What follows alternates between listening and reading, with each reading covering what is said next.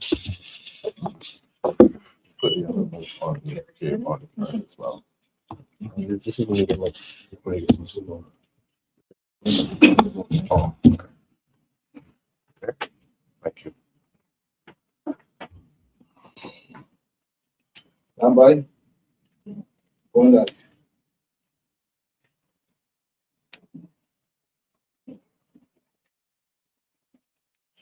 Good morning, ladies and gentlemen, fellow Barbadians, brothers and sisters. Let me first tell you, Happy New Year, and welcome to the Democratic Liberal Party's first press conference for the year of our Lord 2026. This press conference will be conducted under the auspices of our opposition leader, the Honorable Ralph Torn, KSC MP, and next to him, Senator Andrea Worrell. We are all joined by the following hosts: the Marcia Week Show, the Caribbean Broadcasting Corporation, News on the Go, Starcom Network, The Nation News, and Barbados Today. I will now hand over to our opposition leader, the Honorable Ralph Torn, to give his remarks.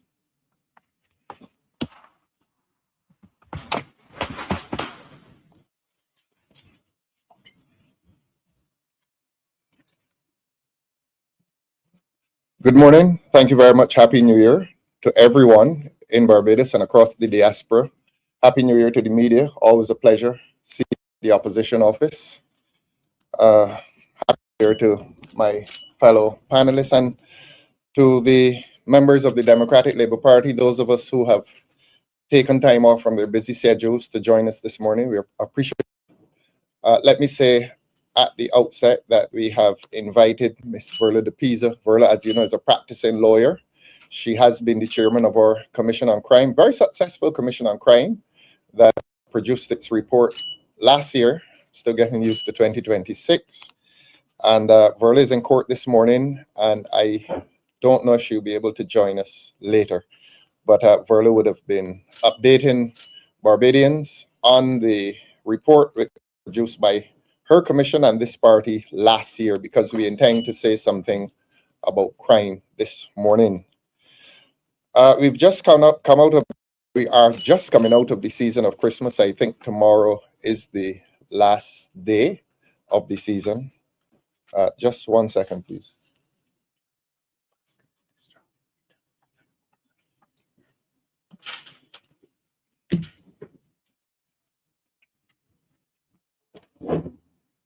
Tell him to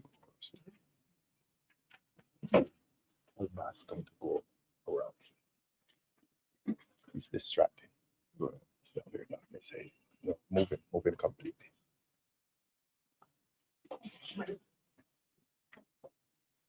Let him come out there. He's down there nodding his head. So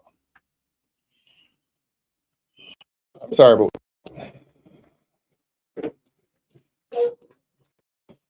Now, during my Christmas message, I lamented the fact that the season, which is normally associated with peace, has no longer been characterized by that peace. And in consistency with that message, the season of Christmas saw violence again take place in the country. We have had, up to I think yesterday, the tragic loss of life again. We've had a violent escapade on, I think, when some persons alighted from a pleasure cruise here in Bridgetown. Let me say and express on the Democratic Labour Party and on behalf of the candidates of the Democratic Labour Party, let me express condolences to the families of those who lost their lives tragically yesterday. And let us commiserate with those persons who were in proximity to the violent event that took place after the cruise. As the violence has been unabated, and that speaks a lot to the state of life in Barbados at present. Now, our campaign has been unabated as well. All of our candidates have been in the field. I suspect some of them took Christmas Day off. I certainly did. Of course, a few did not take Christmas off.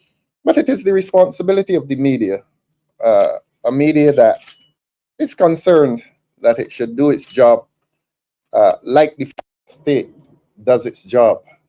That body of persons, that human population that that the people of the country turn to when there are no answers available elsewhere, and there's certainly no answers available from the government. And I would ask the in this country to ask of government those questions in addition to us asking them.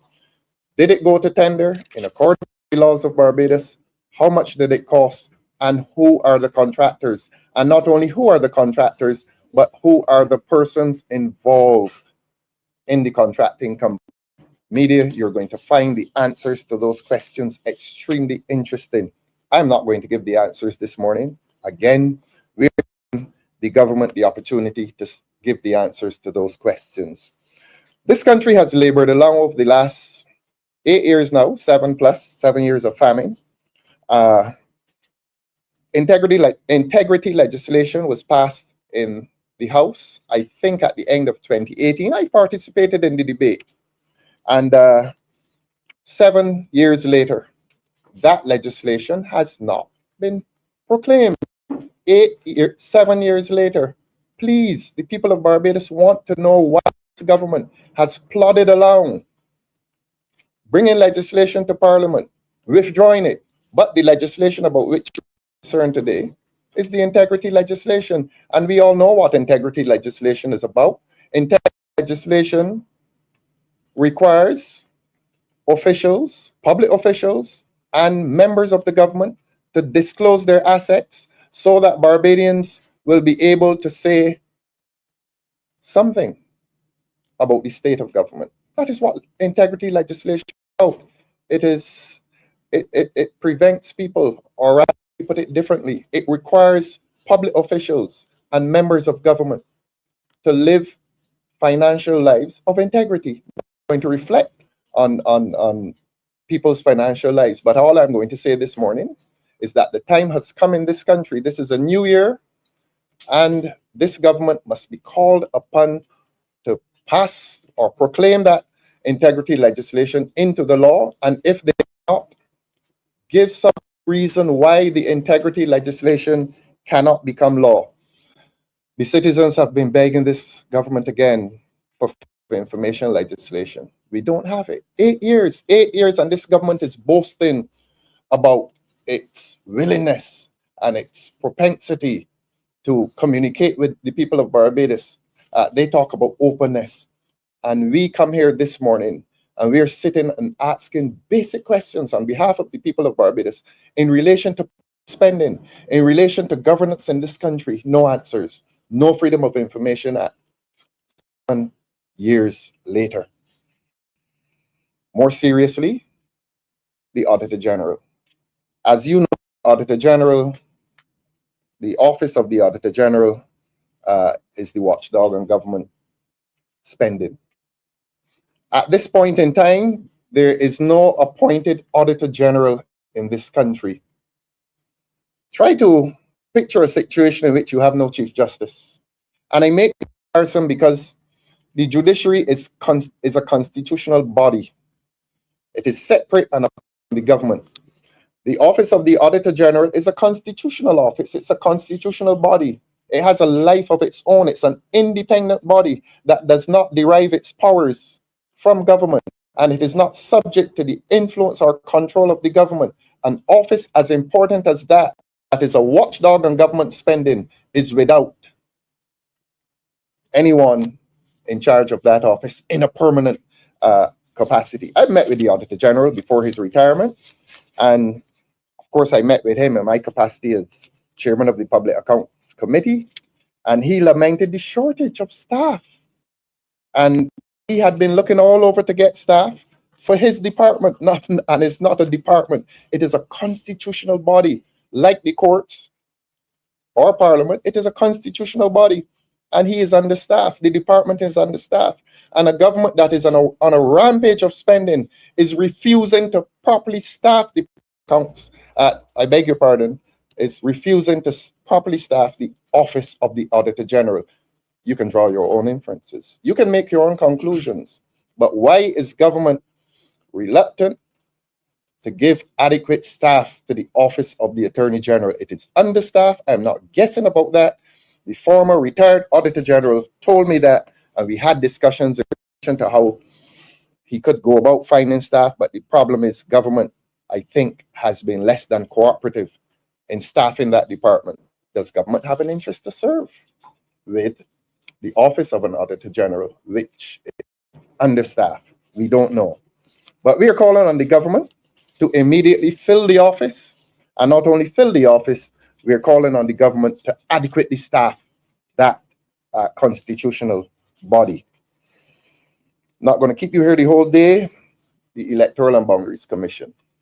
Again, like the Office of the Auditor General, the Electoral and Boundaries Commission is constitutional and it is independent. At least it ought to be. Barbadians were shocked. Well, some Barbadians who have an appreciation for these things were extremely shocked recently when correspondence came out of the Cabinet Office pertaining to matters of electioneering, pertaining to matters of Electoral and Boundaries Commission. The Electoral and Boundaries Commission is an independent constitutional body that has the sole and exclusive authority for the management and control of elections in this country, matters pertaining to elections. It is not the business of the cabinet. It is the business of the Cabinet Office. It is not the business of the government. And I'll pause and say this. I was absolutely shocked. And I think it was around the time just prior to the Barbados Labour Party annual conference, when I heard a minister referring to the Electoral and Boundaries Commission, and he used the pronoun we. He said, "What we intend to do this." That's wrong. That is wrong. There is a sharp divide, or there ought to be a sharp divide between the government. And when I say government, I'm talking about the cabinet. There ought to be a sharp divide between the cabinet, the government, and the Electoral and Boundaries Commission. Like oil and water, they will not mix. There can be no admixture between the activities of government and the Electoral and Boundaries Commission. Indians need to understand this, because unless we understand these legal and technical niceties, we could get lost in a situation in which the EBC is government and government is the EBC. No, it is not. The EBC, the Electoral and Boundaries Commission, is an independent body which speaks by it for itself and has that sole exclusive authority to speak for its activities. The government, I'm sorry, I make the charge that the government has been intermeddling in the affairs of the Electoral and Boundaries Commission. And I say this, it is to our certain knowledge that postmen were hired to carry out an enumeration exercise. Now I'm asking the government, who gave the order for postmen to do an enumeration exercise? Was it the Electoral and Boundaries Commission, or did the government participate in that exercise? And did the government promise to pay them $3,000 to conduct an enumeration exercise? And did the government say to them that they would be incentivized with an additional payment of $1,000 if they did it quickly? I'm speaking in simple language today. In other words, they were given a month to complete and told that if they could complete the enumeration exercise in less than a month, the pay to them would be increased from $3,000 to $4,000. This is a transactional government, and this is a government that is continuing to make transactions at the expense of democracy and justice in this country. This is a very serious time. These are dangerous times. And I repeat, this is a government that continues to flout the laws of this country. This is a government that continues to disrespect the principles of separation of powers. This is a government that continues to blur the lines between its own authority and power, and the sole and exclusive authority and power of other constitutional agencies. I'm referring to the Electoral and Boundaries Commission. And prior hereto, I have referred to the office of the Auditor General. But what has been the result of this? A few Sundays ago, I think one of the newspapers in this country published a list with 8,291 names, correct, Senator? 8,291 names. At the time we charged this government with seeking to micromanage, and I go further, to steal the election. And I make no apology for that. The Prime Minister can travel if he wants and accuse us of defaming this country. But I say the evidence is there that this government has been involved in the internal management of the EBC, as evidenced by correspondence coming out of the Cabinet Office, as evidenced by certain persons in this country making authoritative statements for and on behalf of the Electoral and Boundaries Commission. We say that. And we say that transactions have been entered into with public officers who are not normally concerned in the business of the EBC, and that they have been incentivized with a rushed enumeration exercise. There's a gentleman in this room called Mr. Ainsley Granger. We are happy to report that he is a candidate for St. East for this party and doing exceptionally well. He was placed on a list of 8,291 persons who were to be disenfranchised. He was to be deprived of the right to vote. Of course, he has sought to correct that. Now, when you subtract Mr. Granger's name from the 8,291, you come to 8,290. We cannot be sure that those 8,290 have taken any steps to have names placed back on the register. There are persons who live overseas. There are persons who live here. Mr. Granger's name stands as evidence that the exercise has been characterized by irregularity. How many more of those 8,291 persons are to be disenfranchised? In other words, how many of them are to be prevented from voting? We don't know. And that's why we have made the charge that it seems that this government is on a trajectory to disenfranchise. And if we want to use that word, to prevent people from voting.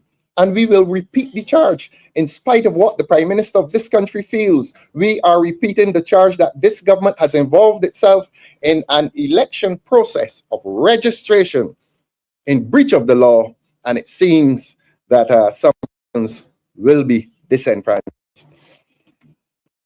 I go further. I have spoken to constituents recently, one of them, and more than one, whose names appeared on that list. They are alive, well, and living in Barbados. Their names appeared on that list for disenfranchisement. Now, normally when this happens, and it is something that has happened before, you go into your registration office in your constituency, and there's supposed to be 30 of them, 30 constituencies, 30 registering offices. I turn from the government now and ask the Electoral and Boundaries Commission. I've accused the government. I'm not using the Electoral and Boundaries Commission, but I'm calling on the Electoral and Boundaries Commission to fill those offices, those registering offices in all 30 constituencies. And I'm going to ask the Electoral and Boundaries Commission respectfully if all of those offices have been filled, or if there are only 26 offices, registering offices, for which or to which disenfranchised persons or persons who are not on the list can go into those offices and have their names replaced on the register. These are officers who deal with irregularities in relation to voting, and not only irregularities, but instances in which persons may be disenfranchised, instances in which persons may not be allowed to vote, so that when we make the charge, Prime Minister Motley, when we make the charge, we are making it on the basis of evidence that is before us. It appears as if this government is rushing into an election, and there are people, 8,291 persons listed as ineligible to vote. Some are alive, some are dead, but we speak on behalf of those alive. We speak on behalf of those who wish to vote. We speak on behalf of those who intend to vote. And we call upon the Electoral and Boundaries Commission, the government, this is not the government's business, to establish that human and institutional infrastructure so that those persons may find themselves back on the voters list. If they are not back on the voters list, we will continue to accuse someone of trying to steal the election. And it is a charge that we are going to make seriously, and it is a charge from which we are not going to resile unless these matters are attended to with some urgency. It is one thing to rush into an election with urgency. Well, deal with the human and institutional infrastructure which will guarantee that the election is free and fair and free from fear. And we have the fear that there are persons, considerable numbers of persons, who they intend. And when I say they, the government, that the government intends to disenfranchise by its rush. Another view of governance. Look, we have had several petitions from the nurses, police officers, and I want to speak about the police officer today. I was driving through Bridgetown last week. I'm not going to give his name, obviously, and a policeman and thank me and this party for the action that we have made on their behalf over the last 2 years in terms of promotions and pay. We again agitated a few weeks ago, and 2 days after that agitation, oh man, the police officers found that their salaries were increased, enhanced. And they're not thanking the government, they're thanking the Democratic Labour Party for its agitation over the last 2 years to ensure that they are accorded their financial rights. They're not applauding the government. They're not applauding for giving them what is due to them. They feel insulted, though, that the government thinks that they are so unintelligent that they can give to them what they promised 2 years ago on the eve of an election, and that they have somehow done them a favor. Well, they've done them no favor. But I'm going to add to the police today, and I'm going to turn to the service, and I'm going to turn to the fire service, and I'm going to do this because we have had petitions from prison officers in this country.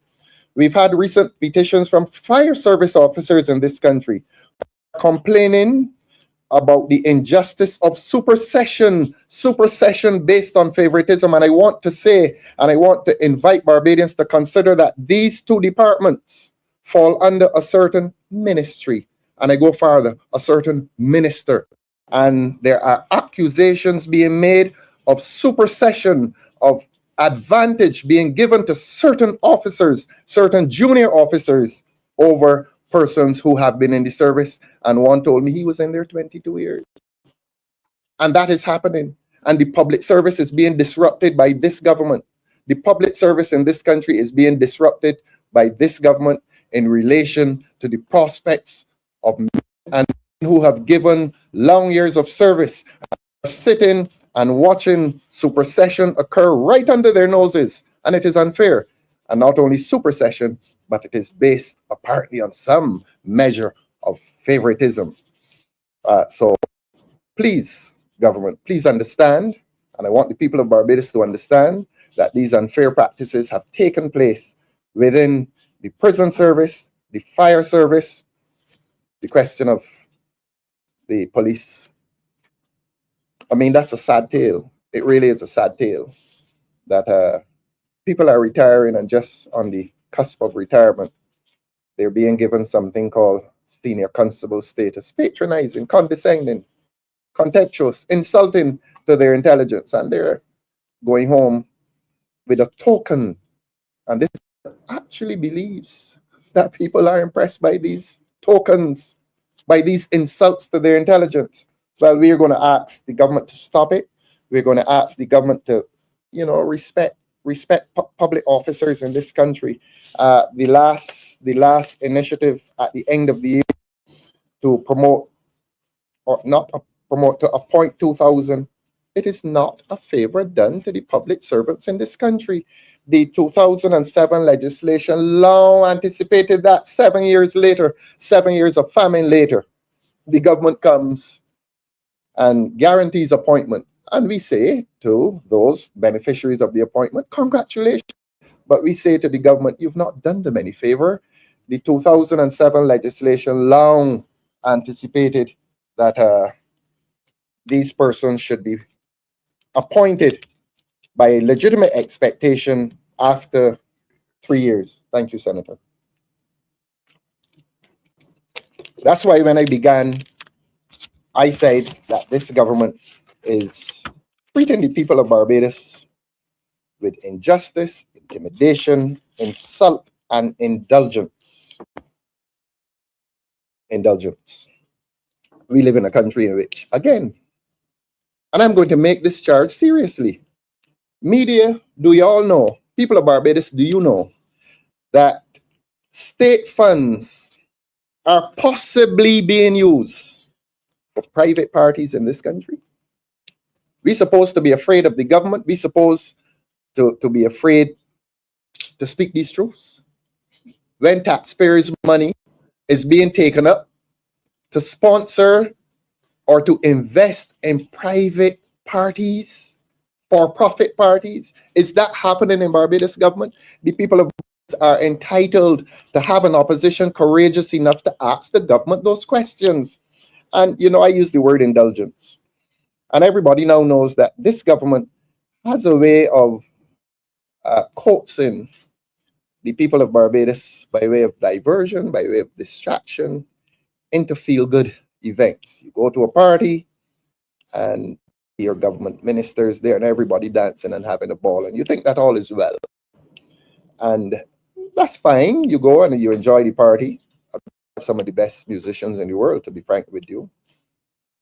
But is it government's business to be investing taxpayers' money in these private events for the purpose of a feel good among young people? And when the party ends and you go back to your regular lives and you're confronted by the high cost of living and by the violence and by all the other ills, they hold another party. And you're told that this is good government. But who is paying for it? I ask the government again, is this government involved in the sponsorship and financial investment into private parties, private for-profit parties? It's a question, government. Sir, please be transparent enough. Please be honest enough. Please have a sense of public accountability to the people of this country towards what is happening to our monies. Again, you're going to hear us on a future occasion talk about the proposal, Senator, to ship $225 million, divide that by two, a little over $100 million, because they have to do it in foreign exchange. And this government is proposing to take up your money. This is a government that is assisting young business in this country. This is a government that has left the young farmers in this country to peril. This is a government that is in pork from Suriname, frozen pork, and calling it fresh pork, sending the local pig farmers out of business. And this is why we call this press conference, because these are serious and terrible times in this country when the government is participating in activities that is oppressing and suppressing local commercial effort that concerns the survivability and the right to survive of young business people. Not everybody is going to get a job in the public service. Not everybody is going to get a cushy job in the private sector. And when going to private employment, it is not only the vet keepers that government should support. Perhaps they should support them. But there are a lot of young farmers, there are a lot of young business people in this country who will not get a chance to have their businesses capitalized. And I'm sorry if I sound angry. They will not have a chance to have their businesses capitalized. And the government proposes to send over $100 million out of the consolidated fund to unnamed persons. Who are these unnamed persons? Is it to the pig farm in Suriname? Who owns the pig farm in Suriname, by the way, government? Who owns it? Where's this money going? And people in the country are suffering. And, they don't like to hear that people in this country are suffering. Suffering perhaps is private, but suffering has become our public business. And an opposition is obligated to expose suffering, even if it's private. I always say that justice is not entirely spoken unless the suffering are allowed to speak. And there are a lot of people in this country who are suffering from crime, high cost of living, their whole set of ills, violence and crime. Now, permit me then to turn to crime. And I'll be brief on this. Wouldn't be long. We were told that there was a pleasure cruise and there was a shooting. We are not going to remind Barbadians of the gory details of that incident, except to say that it caused the closure, I'm told, of the Queen Elizabeth Hospital for some short time. So that if somebody was on the way to the QEH with a heart attack or some perilous condition, were they allowed to enter because of violence in this country? The point we're making here is that violence has a very far reach. You don't have to be shocked, nor do you be earshot of the noise of violence, but it is affecting all of us. We are all in fear, and it is mental and psychological, all victims of crime in this country. But here is the Prime Minister's solution to violence. Now, I've been hearing in recent times, oh man, we like the language that the Prime Minister uses. We like how the Prime Minister talks. Same old phrases over and over. Feel good. Feel good. Hour-long speeches. And at the end of those hour-long speeches, let us look for the substance. And let us ask the Prime Minister if she honestly believes that anti-terrorism legislation is the appropriate legislation to deal with violence in this country. You felt that way, government. Why, over the last 7 years of violence in this country, did you not legislate this anti-terrorism? Why not? Is it something you stumbled upon recently? I'll tell you something about this opposition. For the last 2 years, this opposition has demanded of this government that it pass anti-gang legislation. We've had the courage to do that, and we know how that puts at risk. Maybe somebody in this country knows that the proposal for anti-gang legislation puts its proponents at risk, but we must have the courage not only to speak on behalf of Barbadians, but to speak the truth on behalf of Barbadians. This country anti-gang legislation. It is inappropriate legislation to propose anti-terrorism. Sounds fancy, sounds good. Nobody's quite sure what it means, but it is pretty talk. It is pretty language. 10-person shot. Oh, that is akin to terrorism. Let's get an anti-terrorism law before the parliament. I'm going to be brutally frank today. Even at risk. In 2018, a certain gentleman strode across the road on his way to parliament. Today, that gentleman probably strides across the corridors of a facility in St. Philip. This takes courage. But it is only truth that will lead to some justice in this country. How did he get into parliament? We know how he got into St. Philip. What is the government's response? Because Barbadians have been whispering about it for a long time. It has been spoken about in dark places. We bring it to the light of this media conference. We spent the last year or two complaining about the peace program. And we all know about that. And we know that public funds were used by the government to give financial satisfaction to men who self-confessed. They were on the front page of the Nation, who self-confessed to nefarious activity. And the government has to answer for all of this. The government has to answer for that relationship between certain elements and officialdom in this country. And the evidence is there. The evidence is there. We've whispered about it for too long. And that has resulted, I think, in these inappropriate, inapt proposals for anti-terrorism legislation, when we will not come to the root of this problem unless we implement or legislate anti-gang laws in this country.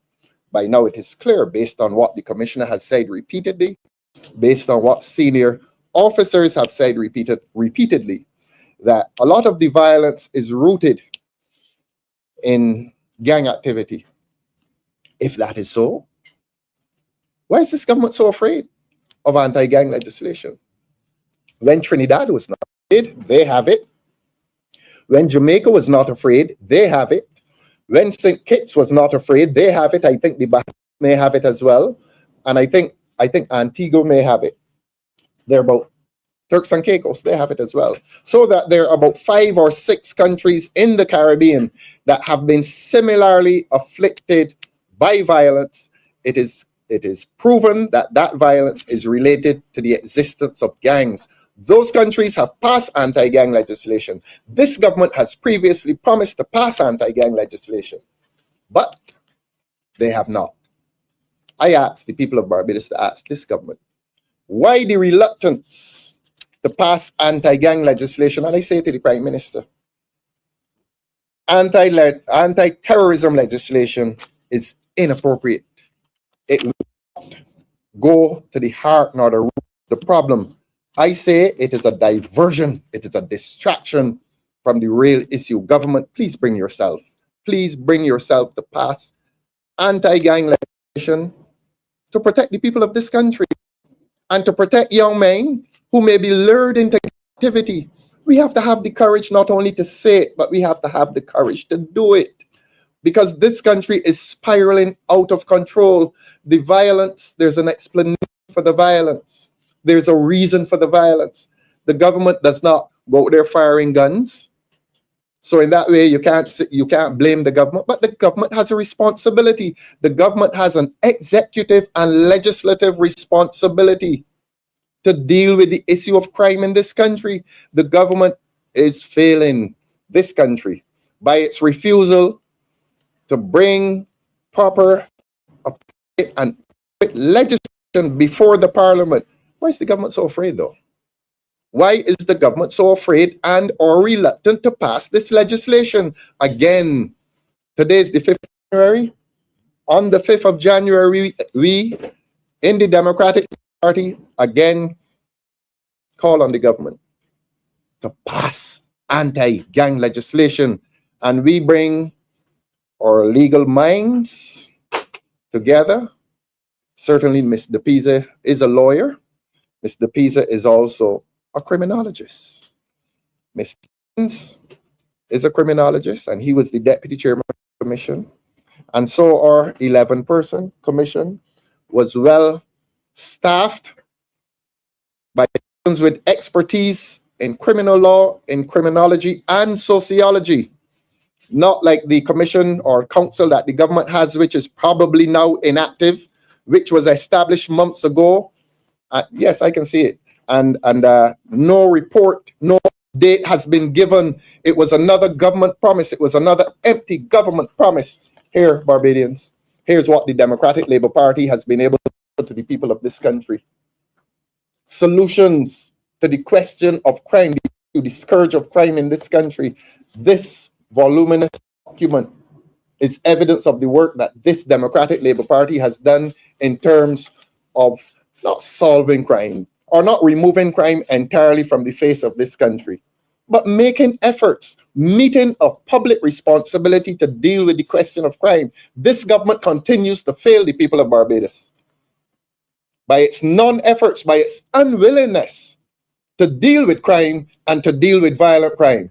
So when you hear this nonsense about terrorism, this is no occasion for anti-terrorism legislation. This is an occasion for anti-gang legislation to get to the heart of the problem, in which our 11-year-old children, they are 11-year-old children in this country, Senator, who are drawn into crime, a means of survival.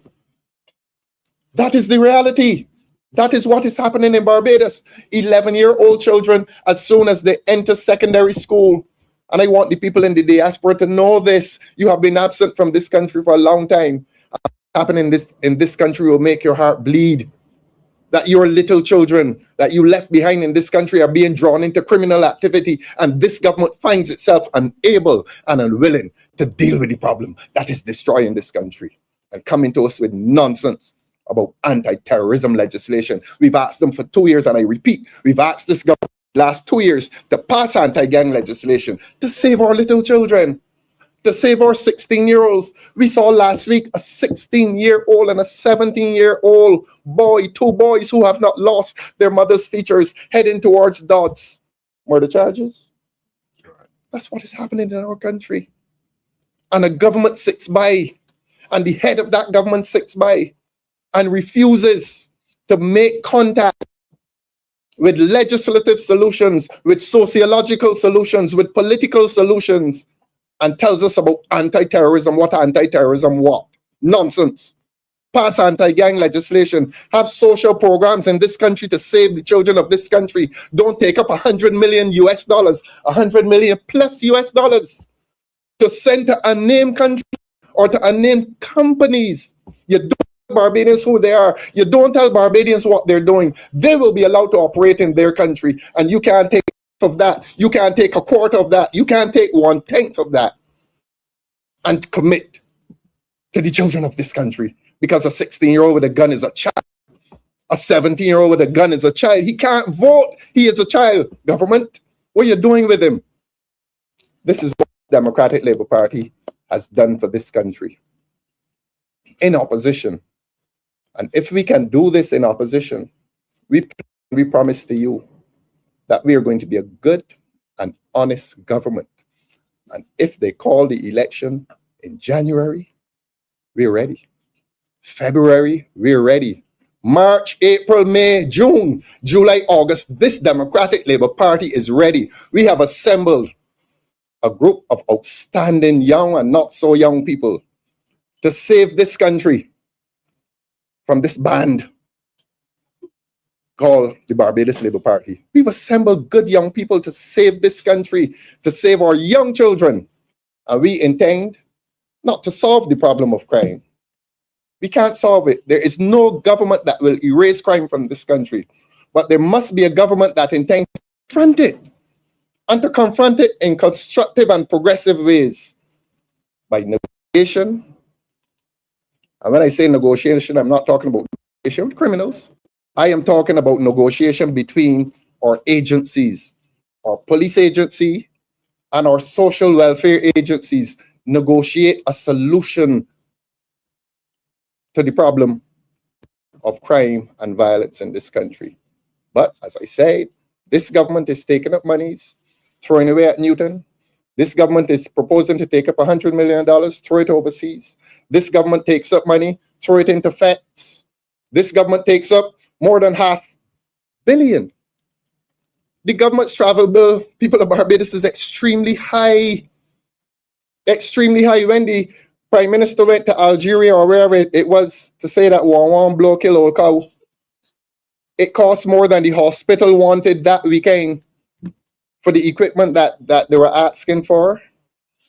That is where this country is at present. This country is in a perilous position. Christmas has not been an occasion of peace. The violence continues unabated in this country.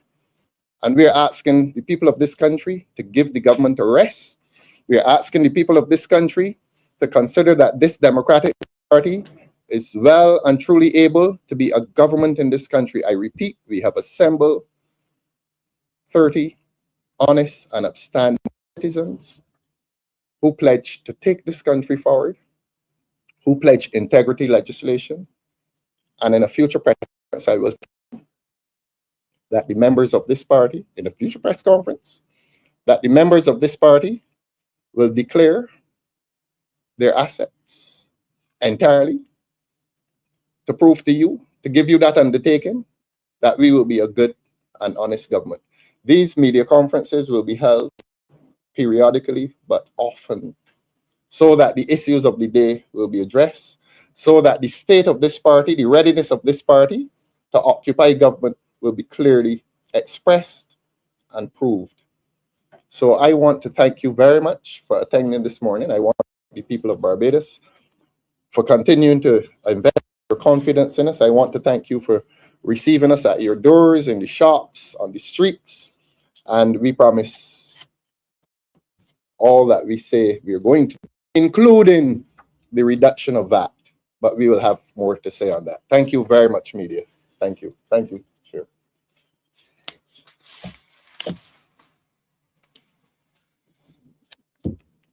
Thank you very much, Leader Torn.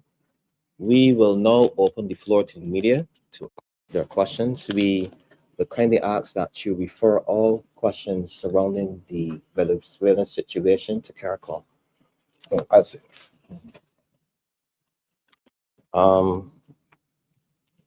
Please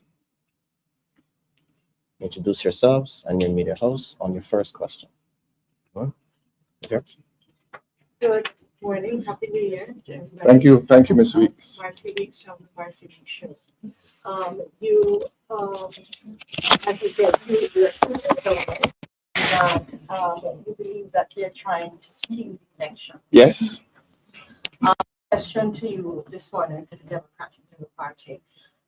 Are you going to make this complaint internationally, because there are bodies that monitor and observe and might be a warning ahead of time? Is this something that because you're so concerned about it, and as citizens we are as well? Are you going to reach out to any international bodies? No. There's something in law called exhausting your remedies. There's an immediate remedy of appeal to the Electoral and Boundaries Commission. I have drawn the distinction between the government and the Electoral and Boundaries Commission. All issues of irregularity, we will appeal to the Electoral and Boundaries Commission as a first step. If we find no resolution there, Ms. Weeks, we will appeal to the courts of this country.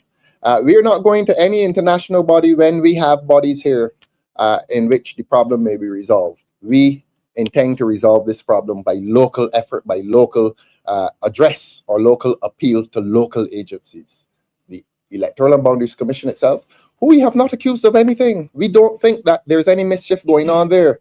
We think the mischief is going on in government. So we are going to appeal to the Electoral and Boundaries Commission. We are certainly going to ask them to establish those facilities, those 30 facilities with registration offices and officers, so that all matters of irregularity can be addressed to them. Those are absent this morning, as far as I'm aware. And if we don't find resolution there, we're going to the court, to the Supreme Court in this country. Have you started that process? No, well, we started the process in terms of making the appeal to the EBC. But I want to tell you this, and I'm thankful for the question. I spoke to a gentleman in St. John, and he doesn't drive. And I found myself saying, you got to go to Warren's. How is he going to get to Warren's? So we have had to ask him to take it to our office in St. John, our person appointed to deal with these things, so that he can deal with the issue. So there's the logistical and practical problem of people addressing the matter. You know Warren's. Warren's is the place of heaviest traffic in Barbados. What's the bus service to Warren's? A bus from Oystons to Speightstown. So there's hardly a bus service to Warren's. Warren's is the busiest place in Barbados. Warren's is hostile to pedestrians. Warren's is hostile to old people. And so that is why we need the registering officers in the constituencies. They're not making it easy for those 8,291 people. Well, 290, because I think Mr. Granger has solved his own, because he has a car and because he's young. Yes, please. What's your name, please, ma'am? Oh, Mikron. Welcome. You warned that the government is trying to steal the elections, yes? Yes, I did. Unapologetically. Are you prepared to take legal action if names are not placed on? Of course. I just told Ms. Weeks that there are people on that list who are not dead. They're not overseas. They're here. And their names are on the list. And unless those names are properly returned to the list, we intend to take court action. And Ms. Robinson, I'll tell you this. The government has until January the 31st to prepare a final list. So all this rumor you're hearing about the 19th of January and all kinds of nonsense, the government has to, not the government, the EBC, I beg your pardon, the EBC has to meet a responsibility to do that final list by January 31st this year, so that it is not proper for the Prime Minister to intervene and to call an election before the final list is done. That final list is not a mere formality. That final list is a statement as to the rights of every citizen in this country, and every citizen has the right to have his name appear on that list. And I believe it is proper law and practice that that list must be done by a deadline. That deadline is the 31st of January. So that when I heard this talk around here a few weeks ago about the government, not the EBC, the government acting in a way that is not consonant with proper practice, acting to call an election before January 31st, I said, surely not. Surely not. You could not call an election before the list is properly done and properly prepared in accordance with law and good practice. Ms. Robinson, yes. If we find that this government is pursuing an election in of the law and the rights of one citizen alone, we are going to go to court.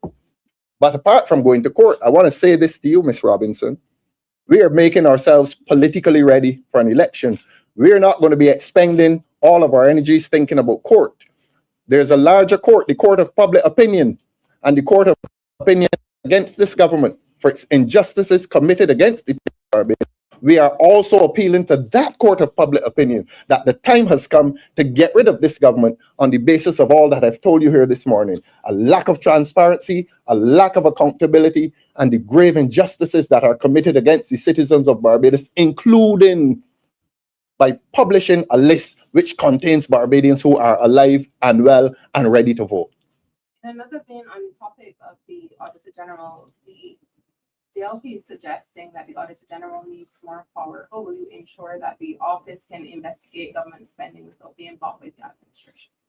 How would I do How it? would you ensure that the office can investigate government without being involved with the administration? I say that, first of all, they need to appoint an Auditor General. They haven't appointed one. I believe in who's acting. And she has been acting for how long? Months, I think. So that there's a problem there of the department having a head. There's the problem of understaffing. I met with Mr. Trotman, and Mr. Trotman lamented that he's been trying to find young accountants to do the work of the department in investigating government spending. Do you find it an interesting coincidence that the government is on a rampage of spending while the watchdog on government spending is inadequately staffed? Maybe you find that a coincidence. This party does not think it is a coincidence. This party thinks that it is a deliberate act on the part of government to understaff the office of the Auditor General while squandermania is taking place in this country. They all add up. They all add up. This is not good government. This is not proprietous government. This is not government that is respecting the financial resources of this country. That's not the kind of government Barbadians have. It's not. You're welcome. Hello, Tanisha. They mentioned that if elections are called this month, you will be ready. Anytime they call it, tomorrow morning we ready. So far, you guys have been 21 candidates. 21? How, Tanisha, where you living? also, you guys have named all 30. Yes. Yes. You listening to the calling programs, aren't you?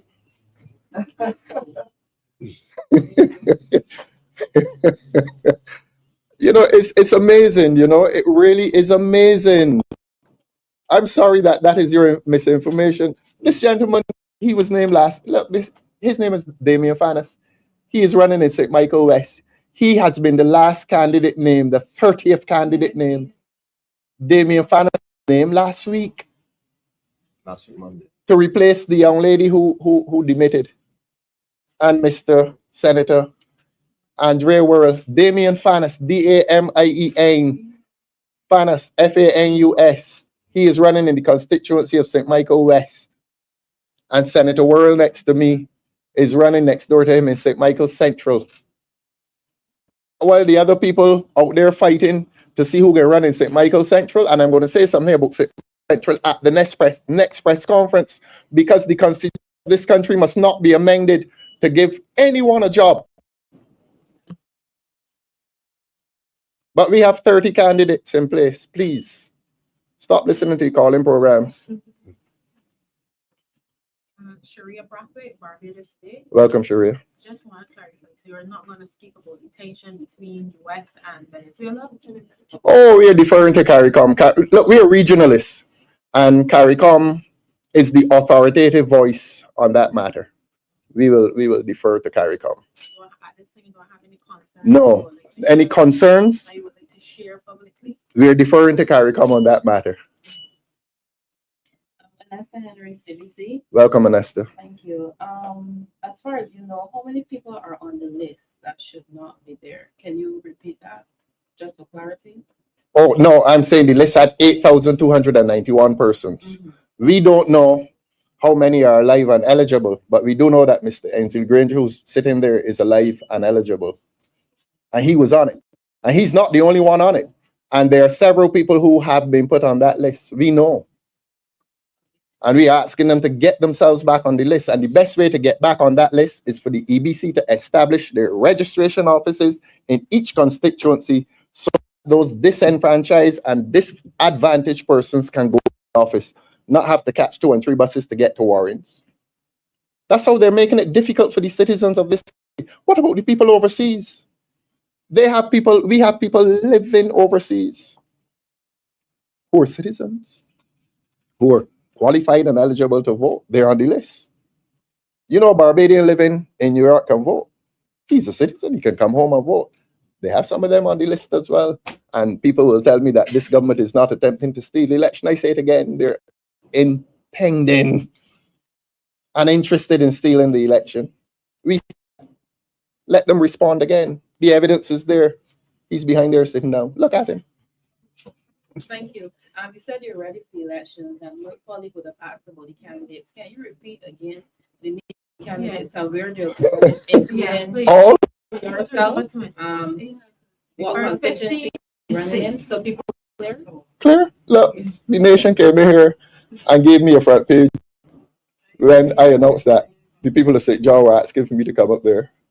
And we accepted their request. And I was on the front page with my replacement in South, Mr. Corey Greenwich. And these two gentlemen here, and these gentlemen behind here, all declared, all 30, before you leave. You want me to run through the list now?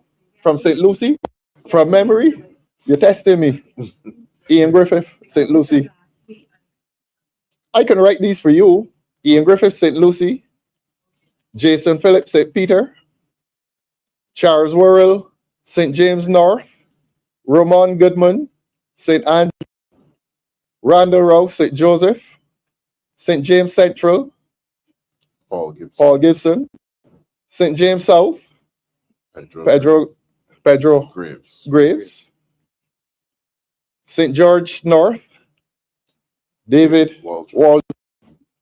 St. George South, Miss Felicia Dujan. St. Philip North, that gentleman behind there, Mr. Simon Clark.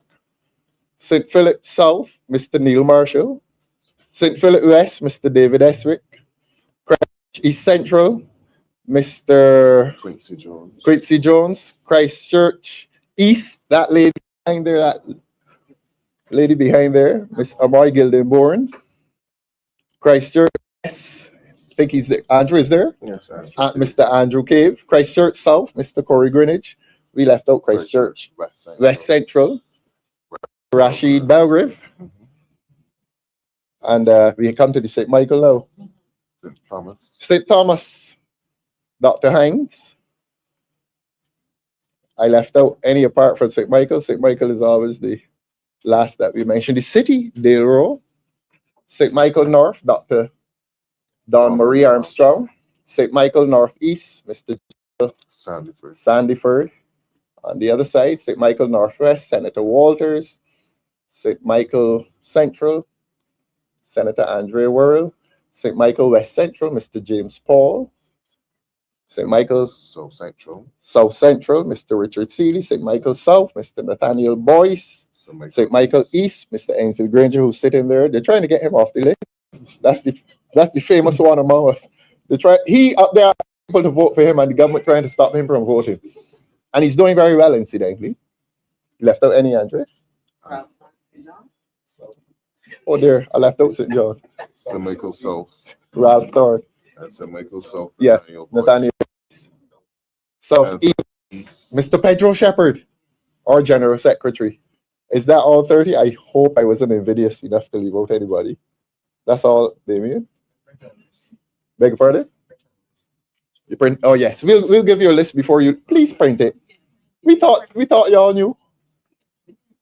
Actually, in me, later time, Mhm. I would have been interviewed by the nation and Barbados today, just before, just before the vote on Monday and the day after.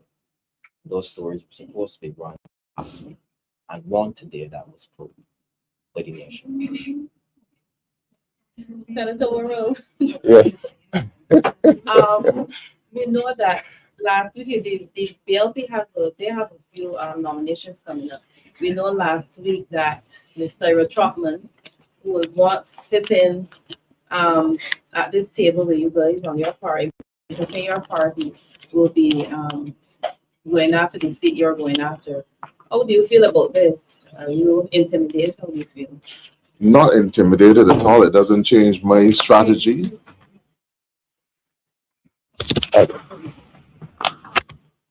All right, thanks very much for the question. I am not intimidated at all. It does not change my strategy.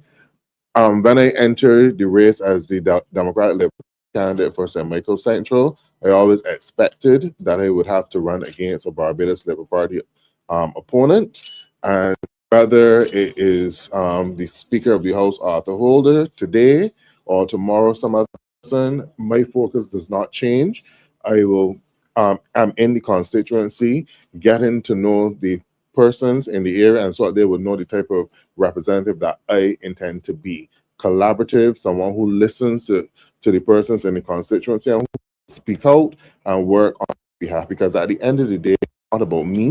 It is about the interests of the people of the constituency who are concerned about the crime situation, the young people who are concerned about that they cannot get a job under this Barbados Labour Party government, the elderly in particular who are concerned about the deplorable state of the healthcare situation in this country, every single Barbadian who's concerned about cost of living.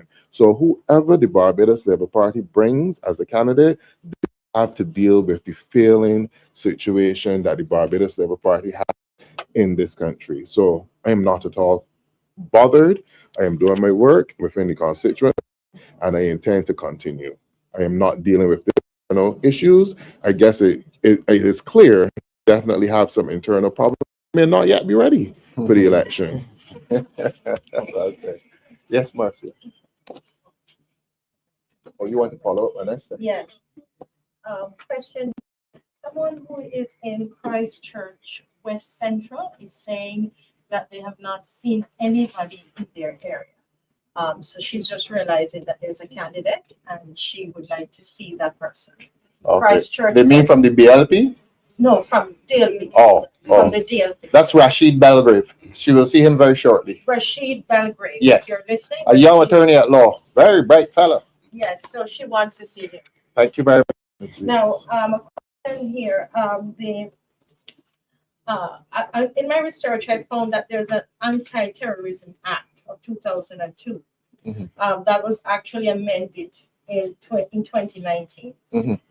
And so I'm asking, I don't, you're a lawyer. I want to know, why would we need the terrorism legislation? Is that enough? And why wasn't it done over, all these years that we've been dealing with all of this crime? So I as a legal mind, can you explain for us why would this be necessary now? The 2002 one would have been done obviously after 9/11, Yes. when all of the countries collaborated and harmonized their legislative effort. This one, domestic terrorism, we don't have that kind of terrorism here in Barbados. You find it in the United States where people shoot people on the basis of race, nationality, religion. That has not happened here, and that is why it is so inappropriate. That's why it's inapt. That is why we are saying it is an attempt to distract people into believing that you're doing something, but what you are proposing to do is inappropriate. And this week we are going to go to the source of the problem. Young men are joining gangs, do anti-gang legislation, and there's a good reason. Trinidad, Bahamas, Turks and Caicos, St. Kitts. There's a good reason they did it. There is a good reason they did it because of the problem of gangs. We have a problem of gangs in Barbados. Everybody knows that. Why is the government afraid to go after the gang? That is the question we're going to continue to ask. Why? We're not accusing them of anything. We're asking them why are they afraid? I'm also a bit confused. I know that at the beginning of December, Mhm. The Minister of Foreign Affairs, Yes. Terry Simmons, Mhm. he said that terrorism, it's nowhere near Barbados. That's something, it was something you're to consider. This is when he was responding to the British. the warning that from the UK, Yes. travel warning. Yes. And so again, I don't know if any of you would be able to clarify that for me. Isn't that? Was he speaking? Yeah? He is saying that there's no terrorism here, and his prime minister is saying we need terrorism legislation. Isn't that a thing? They have to clarify, Mrs. Weeks, not us. They have to clarify their confusion. I'm sorry to cross you, but you have just exposed confusion and government's contradiction, internal contradiction on the issue of terrorism. Ms. Motley is saying we need anti-terrorism legislation. Mr. Simmons is saying late last year that we don't have tourism here to satisfy our tourism source markets. My last question concerns the issue of crime and the blueprint that you. Yes. That's been done. I think it's a couple months now. Oh, more than a couple. When we did this, Andre? I think we launched it in July. July. About 6 months ago. Six months. Yeah. I want to ask if, I don't know if any of the others could answer, but in your constituencies, are you seeking to implement any of those ideas and measures that you're suggesting? Because we're in a crisis, in my opinion. Mhm. And so while I know it's in a book, Mhm. you, as you move among your constituencies, are you seeking to, I know money is an issue, but is there anything in there? Because I've read a lot of it, and I mean, it's very good. And I'm just wondering if you've started to implement anything, or is it something that, it's a book, it's there in a book, and, Implementation is governmental. But what I will say to you is that national development begins with community development. And the proposals of the Democratic Labour Party will be to pursue serious community development in this country. I can take you to 11 playing fields in this country that are empty 24 hours. They say they have 11 mini stadia. That is not true. We don't have any mini stadia. But the point I'm making is that the high point of community development in Barbados was the 60s, 70s, 80s, early into the 90s as well. That has dismantled. And one of the strategies of the Democratic Labour Party in solving the problem, the national problem of violence, would be to develop ourselves at the community level. National development begins at community level. what is happening in your constituencies right now? Well, I can speak for myself, for example. I spent the last 7 years taking the $2,550 they gave me, and I used to do reading classes for children on Saturdays, morning and afternoon. I do a summer camp every year, which is expensive, but the government pays me $25 to do it, and I do it. I spend that money and more and more. I don't take up the people's money and hold fests at my house. I spend the money right back in the constituency, and I repeat this. One certain member of parliament quarreled with me once for publicizing the fact that I was spending the $2,550 on the people. And I had to do it. It is something that I am obliged to do. The law obliges me to spend that money in the constituency. There are representatives who do not permit it to the constituency. That is my view. But it is my responsibility. It's not my money. I'm a trustee for that money, and I plow it right back into the community. And the evidence is there. Visit my Facebook page from day one, and even before day one, as of being a parliamentary representative, I was in the community. And I will urge all 30 of these young men and women to be in the communities, doing programs to rescue young people, to rescue the lives of young people. That is where national development begins, right in the local community. Because for me, it's a crisis, and I know that you're not in government. I know that there's some of the the ideas and so on will have to be implemented by Congress. Yes. But I think that there are things that we can do now because we're in a crisis. Clarify for me, is that 2,500, is it monthly or is Monthly. It's monthly. They gave us 20, I think it's 2,550. Oh, wow, okay. 2,550 per month. Yeah, my day camp cost me in excess of, I'm sorry to give, perhaps I shouldn't give the figure, but it's expensive. It is, and I do it every year for 2 weeks. Every year. The only year I missed was COVID. Yeah, I do it. And then we were doing reading classes and that got stopped by COVID as well on Saturday mornings for little children. Thank you. You're most welcome, always. Final question from me. This is Bradford here again from Barbados today. Yes, Ms. Bradford. There has been a lot of public chatter about the situation with the transport board and the divestment. Oh, I yes. just wanted to know from you if you're willing to share at this point. Oh, yes. concern. Oh, yes. Oh, yes. We think it is wrong. We think that it is wrong for government to dismantle a social service. We believe in the Democratic Labour Party that government in this country has a responsibility to provide certain social services. The transport board is one of them. Housing is another one. Education is another one. Health is another one. We believe that those social services are sacred. We believe that the transport board, having been incorporated from 1955, 70 years old, that in the 70th year it should be growing as a social service, or if government wishes to do anything, government could send the buses to certain parts of Barbados where persons otherwise cannot reach. But if the government dismantles it, this Democratic Labour Party is going to reopen the transport board because it is an essential service to the commuters of this country who live in far-flung areas of Barbados, who cannot reach their destinations and who cannot be called upon to reach their destinations by Uber or by any other expensive taxi service. It is as sacred as education, and you will know that government has threatened the children of this country in relation to education by reminding them the cost of education. But you asked about the transport board. It is this party's policy position that the transport board must remain open. This government received 35 buses from China. Those buses are inefficient to be passed on. It is inefficient to pass on those buses to the ex-drivers who they're going to lay off because you can't run that efficiently. You can't make a profit. A driver cannot make money profitably running an electric bus of that size. So it is our proposal that the transport board must remain open. And if they close it, this Democratic Party is going to reopen the transport board for the benefit of the people of Barbados as a social service.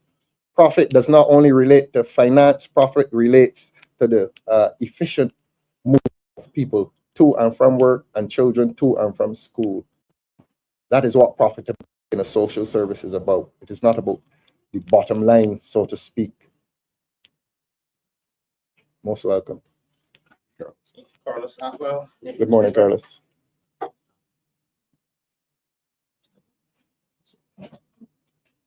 Hello, Carlos Atwell. Welcome. Welcome. So you spoke about this unity in particular St. Michael Central. Would you be referring to Dr. Lynette Holder also for and the comment she would have made when it seems that the party seems to be going with territory? Specifically, is that what you're talking about? Well, to answer your question, you can talk about the whole process in which the Barbados Labour Party is going about now trying to remove CCP. We are possibly, as they said, we could be weeks away from the election, and you are now at the last minute now trying to sneak a candidate into St. Michael Central. You've heard about the city also being mentioned as one which will not be running again. We don't know if they will get to St. Philip North, but we've been hearing rumors of them trying to remove the sitting MP for St. Philip North, Dr. Sonia Brown. So all of this does not speak. And then there's also Trevor Prescott in St. Michael East as well. So all of this speaks to a bit of disunity within the party, up to the end of November, there was an article in the paper where the Speaker of the House said that he was That's running again That's right. when they made the announcement about also giving the land to the persons in Waterford. Correct. He did say that he was running again. And now all of a sudden he had an epiphany. Don't know what would have caused it, but after the passage of the legislation in Parliament to adopt an independent speaker, we can now hear that the Speaker of the House of Assembly, Arthur Holder, is no longer running, and he is throwing his support behind whoever came forward as a candidate. And it then, if it brought Lynette Holder, it's Holder, right? Yeah.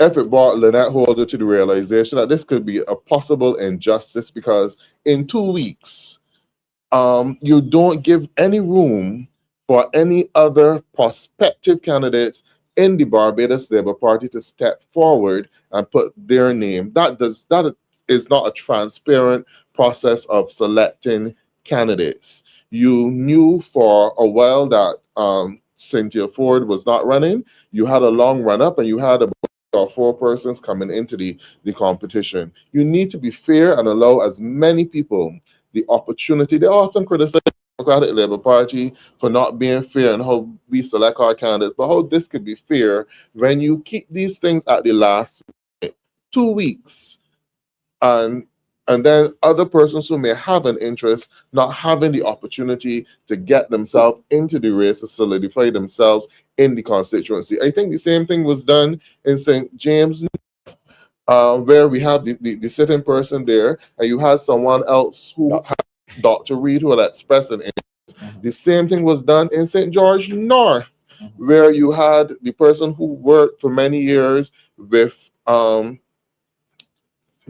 Clark, not given the opportunity to actually put herself into the race, but because you had someone of pedigree, I don't know what it is, what sort of pedigree it is, being there, that they were given high political favor. The Democratic does not operate like that. Correct. We allow anyone who shows an interest in the constituency and persons who have an interest within the party and stand for the philosophies which we represent as a party, give them fair opportunity to be a part of the process and to be nominated, and let the people of the constituencies have a say. So maybe those are the things that point to the issues within the Labour Party. Senator Worrell, on that same topic, should we be meeting all the dates, because I think have enough time to stamp your authority and cover ground and, have that solidification within, if it is Seneca West. That would be Damien.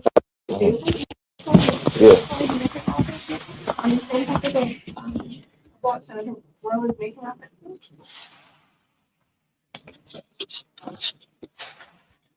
to? Thank you for your question. To me, time doesn't matter. It's the work that you put in and how much that you put in, and the quality of work that you put in. I've made a commitment to this party and to the people of St. Michael West to get out there and ensure that they see what representation with a capital R looks like. Not with a common R, a capital R. And I know that my colleagues always tell me that it's not good to make promises. But I promise to the people of St. Michael West, I will neither abandon you nor forsake you. And you will see that in my representation. And I plan to hit the ground running, and I have hit the ground running. So time is not good to me. It's the quality of work and how hard I intend to work. Thank you.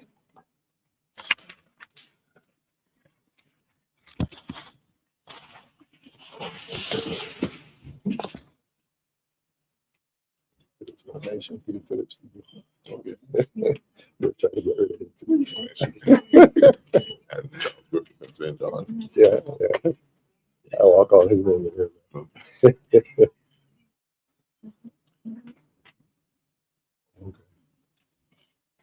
Any other questions from the media? That's it. So thank you very much, Chair. Thank you very much. This brings an end to our press conference. We want to thank the various media houses, Marcy Week Show, the Caribbean Broadcast Corporation, News on the Go, Starcom Network, Barbados Today, and the Nation News for coming out. Thank you very much. Thank you. Thanks. $34? You know, baby. No, but I can't remember. I got with Yes, please. Oh, we didn't. We did it on the LPTV. Sorry, y'all won't watch the LPTV. All right, Yes, you got it today. You got it. We're giving you a list now. And start from that. At your assistance, yes. Mr. Yes. I remember the 21. Which list is that you have? That's the thing with the DLP ministers, or that's. That's yours. Oh, okay. All right. Thanks for carrying it.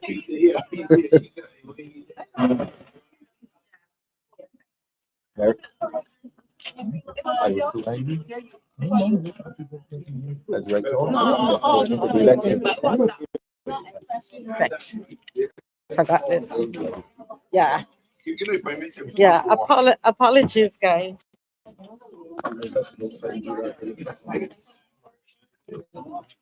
Apologies.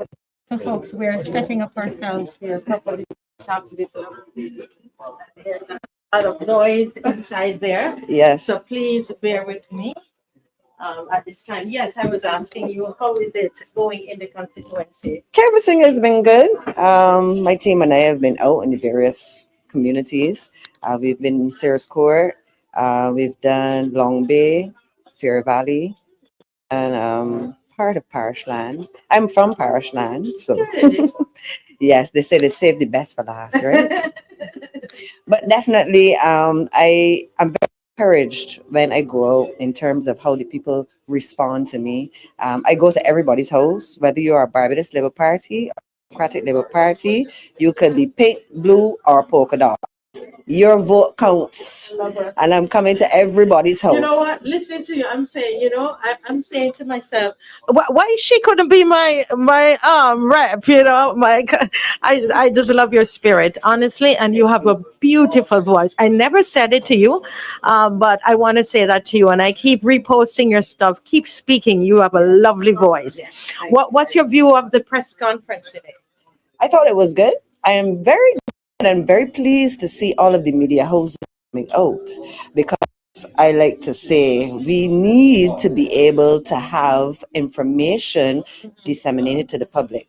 I know, unlike certain persons, we don't have our media as our personal PR campaign operation, but we get out.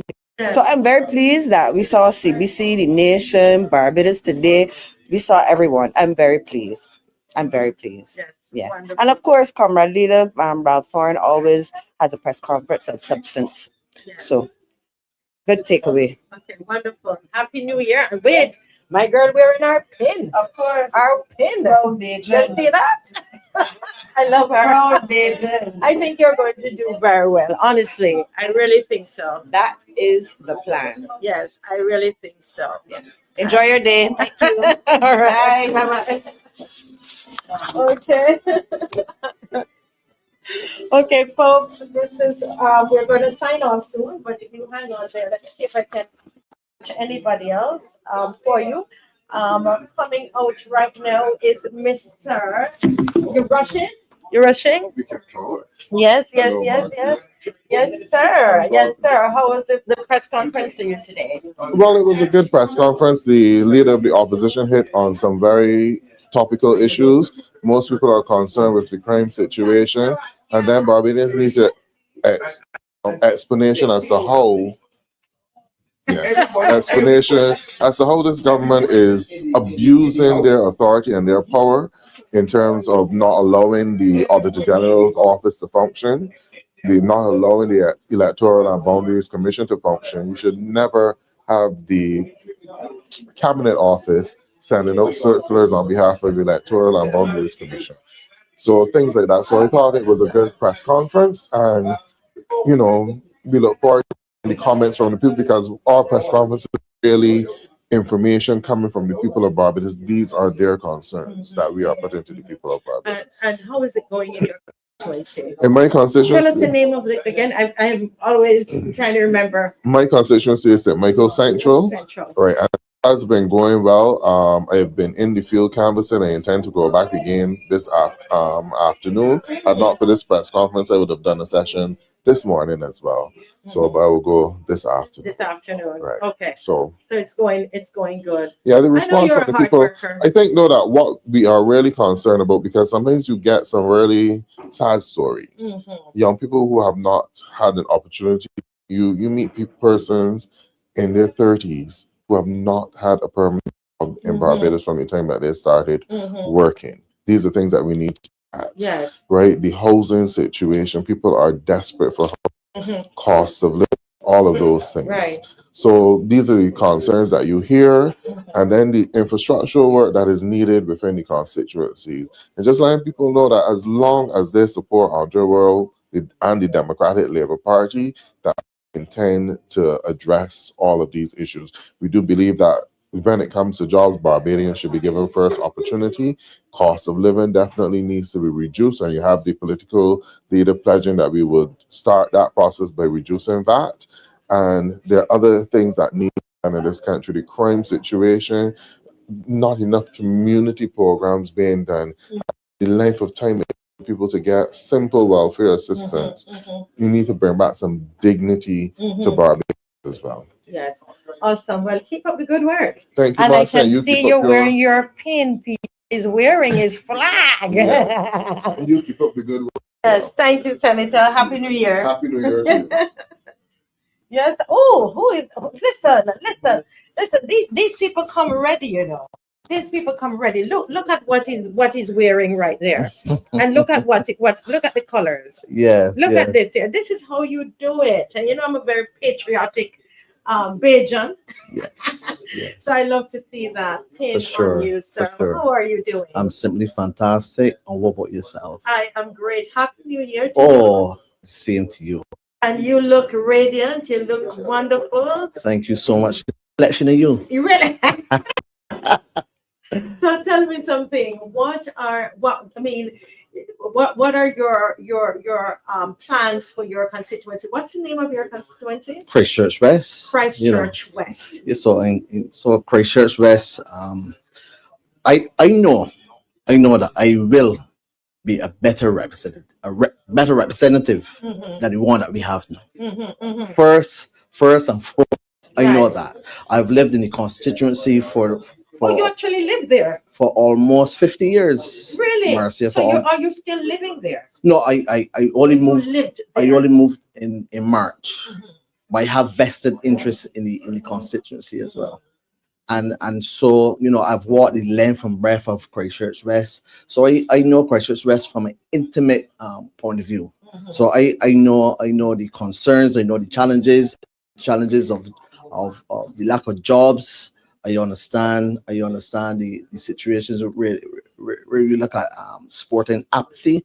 Because we lack the infrastructure, the programs and the facilities for sports, for the youngsters, the high surge of crime in the constituency, even drainage, housing. We look at those housing situations, the persons who own housing units that live in the housing units for 20 years, Marcia, and they haven't received the title deeds as yet. Seeing a lot. So, do you have a vision, an overall vision for your constituency? My overall vision for Christchurch West is for Christchurch West to create a local economy so it can become a financial hub for Barbados. And we cannot achieve this. I heard our political leaders spoke about it, that we have to deal with it from the community level before we can look at that approach from the national level. And so we need to empower our youth. Yes. That is the strength of Barbados. We need to empower our youth. Let me ask you, sir, because I know you're rushing off, probably going back to work. Yeah. But let me just ask you, listen, what's this? Suspenders. And listen, and this man's sharp like a razor, man. Listen, but let me ask you, how communicate? So you have so ably communicated to me your vision Yes. for Barbados. I mean, for Christchurch West. Christchurch West. Yes, thank you. How do you communicate that to your constituents? Do they know your vision? Well, truth is that I have a fantastic team. We are on the ground in Christchurch West. We are on the ground. Okay. And we recently are about to roll out an initiative. It's called a fishing initiative. It's called Catch the Vision and Relaying Your Future. Right, where we teaching. You're going to share the vision with them. Okay. Where we teaching young men and some women how to fish, teaching them how to fish, and to help them to transition that fishing in becoming a livelihood. So the whole it's the maxim that you teach them how to fish. Yes. You need to come on the program and talk about that. Yes, no problem at all. No problem at all. But I wish I could take all the glory for that, but I have a fantastic team. I must mention his name, Ramel Holder and Annette, our assistant Annette, Robin Watson. Those are the ones who take the lead in our team, and they are doing a wonderful job. Yes. Wonderful job. Well, let me tell you, Andrew, again, it's a pleasure chatting with you. Yeah. And again, I'm going to show the people. Right, but God bless you. Thank you so much. Thank you so Okay? much. Yes. All right. Let me see if I can chat to anybody else in there. I think they're having a thing there. Okay. Yeah, guys. So that's it for today. And we are actually off right now, and that was it. See you all tonight. See you tonight. See you tonight. See you tonight at 7. All right. God bless you. We sign off today. God bless. Bye bye.